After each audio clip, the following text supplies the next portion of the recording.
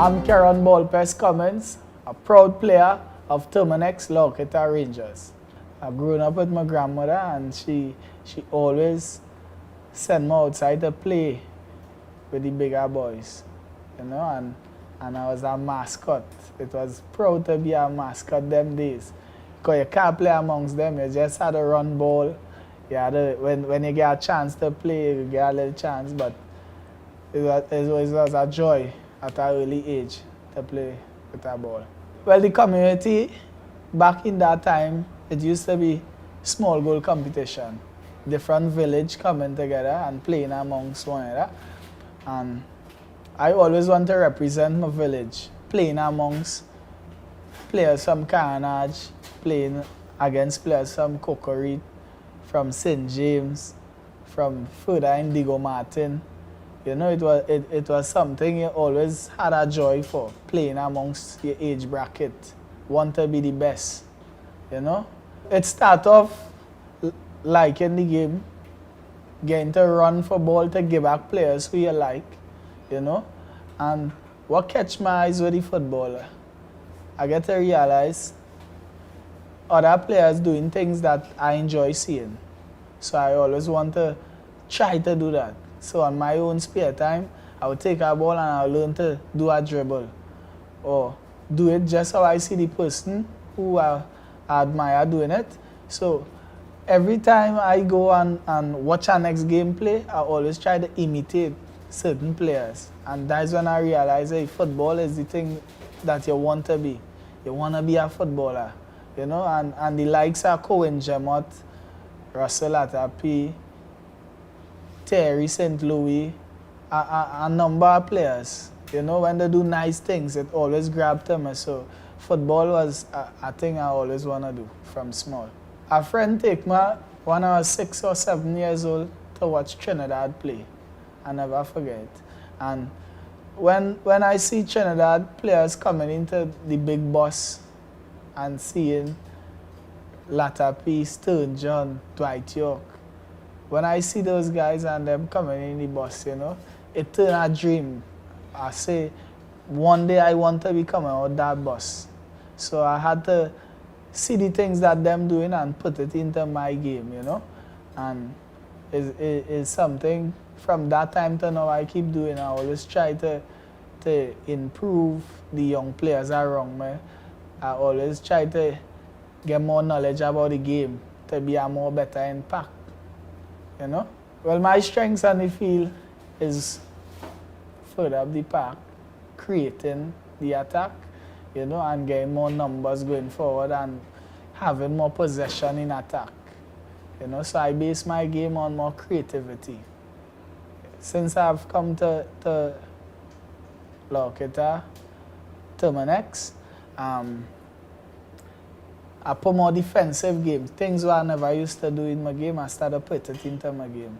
Like playing more deeper, covering more grounds going forward, being a more complete player, you know? And it changed my style of my game plenty. I find I'm more mature in the game now, and this is the best time in my career, I believe. The first time I got called up, I was 16. I get called up, and that time, and when you get called by the national team, you used to see like 300 people getting called up same time. So it then used to be like 30 people. So when you get called up and seeing the amount of guys from Arima, South, Port of Spain, Tobago, different regions, you know, you intend to build a bond with players throughout your career. And today, me and majority of the players from since the first call-up I get still is close friends. We still playing the game together.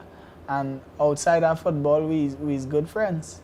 So football, you know, the first call-up, it make me meet new people. We live a football life. We enjoy being around one another, and it's a joy. So the first time I get the call, you know, I started to realize,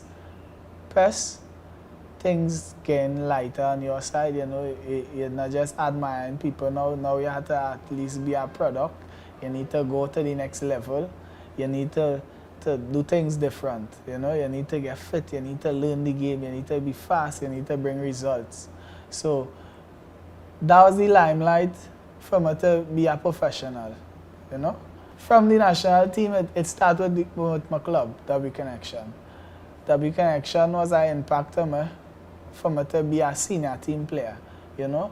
There I learned majority of football, you know, and playing with professionals like Jefferson Gillard, Otis Whitley, you know, they bring you up to that standard.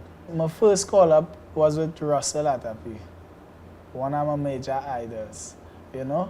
So when I get the first call-up, I say, Pes, this is the time for you to go forward and never turn back, you know. And getting coached by Russell Atapi and that belief to do things, it was a joy. It was a joy. It was something to just go forward and never look back. And that's how the senior team with me start. So I have the desire to be on the national team, yes. I work hard at it every day. You know, I make sure that I'm fit, so if the selection come, I could take it with open hands. Well, the nickname Ballpass, I get it when I was 4 years old. In my community, the big people used to gather and play cards, and the court used to be empty. So every single day I could take a bottle or a ball, whatever, soft ball with the boss and remain, I could take it, and I always on the court. I'll take a stone and draw out a goalpost on the wall, and I will always keep dribbling by myself and trying to score. And one evening a man come and he say, "Oh, you always on the court, you don't go man bathe, you don't do no schoolwork, nothing. Well, go home, before I call your father and them for." And every time he run me inside, when he turn me back and go on, I go in back outside. Until he come out there and he say, "Here, what's going on? Go and buy 5 Lucozade for me, and if you score in that goalpost, I will stop harass you." And I went, I buy my Lucozade, and I scored twice. And he said, "But use a real Ballpass. From today, your name is Ballpass." And the person he come and pass away the next year, and the Ballpass name live on, you know. Well, my first club experience was with W Connection. When I left school, well, actually, I didn't left school. An incident happened with me in school, and I've been thrown out. And I leave and went to W Connection. I was actually the only person from Port of Spain playing with W Connection. And all the rest of the guys was from South. So every time I go back to watch an intercol school football and see all my friends play, I used to always feel depressed because I had to go quite south to train. And every time I train and I do something good, my friends not there to see my success coming. So I always used to leave and go back to try to play games with them. But W Connection was a very good stepping stone for me because I had plenty role models right there to learn from. Well, after W Connection, I leave and I went to Northeast Stars, coached by Angus Eve. Very, very, very good coach, you know, and he brings some different qualities out of what I was missing in my game, you know, like being more dangerous in attack and actually playing midfield. He put me to play striker, and that was my best season in the league. After that, I get called up by Steve Nat, and that is where the glory days start to come with Ballpass. Yeah, well, after Northeast was the a zone team home by me because I took up my injury, and after then I came to Terminex Rangers. Well, actually, Terminex Rangers is the first club I played with so much of my friends. You know, plenty of the guys who I went to school with, plenty of the younger guys living in the communities close to me, so we have that relationship. So it's easier to go on the pitch and execute. You know, we have that bond. But something catchy about Rangers. Rangers is the first club I get to express myself. you know. I get to share my knowledge, be a leader on the team because I was the oldest player on the team, you know, and having a fantastic boss like Ferguson who always let the players believe in themselves, push to go to the next level, you know, it is a joy. It's a joy. So it really had plenty special moments right here for me because the first club actually, you had a fight to come off the bench. You know, if you do a good game, you don't want to see back the team in a very long time.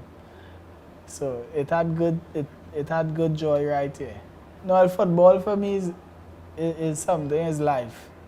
You know, things doesn't always go your way. You know, it's challenges and you just have to learn to deal with it as it comes. But football gave me everything. It have given me everything. I see all over the world, you know, and if it wasn't for football, I would not get the chance to do that. I had downtime, and I use the downtime to work hard and get back at it. And I had some happy time. And I just had to keep the memories, you know, and keep working hard to keep getting it back and continue doing good things.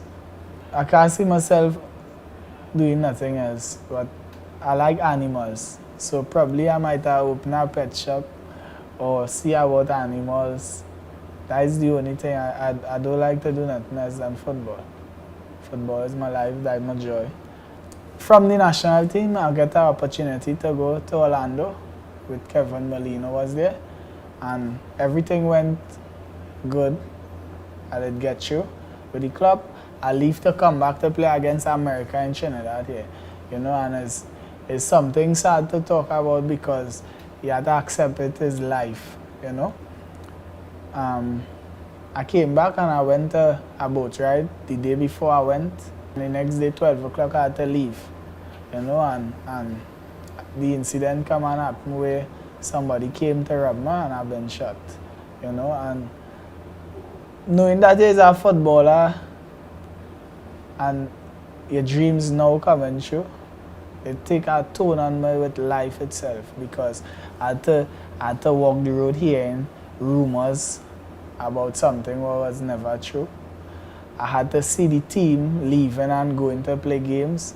I had to see the vision of my dreams slipping, going that way. And the hardest thing you have to do, you have to get back up and go again. I didn't know how to deal with it because I wanted to use anger towards it. And actually my father told me something that had stick to me one time. He said, "Pes, let me tell you this. Let sleeping dogs lie. Focus on getting back up and God will deal with that on his own time, man." You know, and that acknowledged me one time. I said, "Pes, you could sit down and dwell on it and want to use ignorance and it won't work. Because you never get nobody no life, so you shouldn't go down that road doing wrongs, you know. Things that's happen, but not everybody has get a second chance to do what they want. You know, you're still alive, so go and work hard and try to get back to which part it was, and the opportunity will come again." And so it did.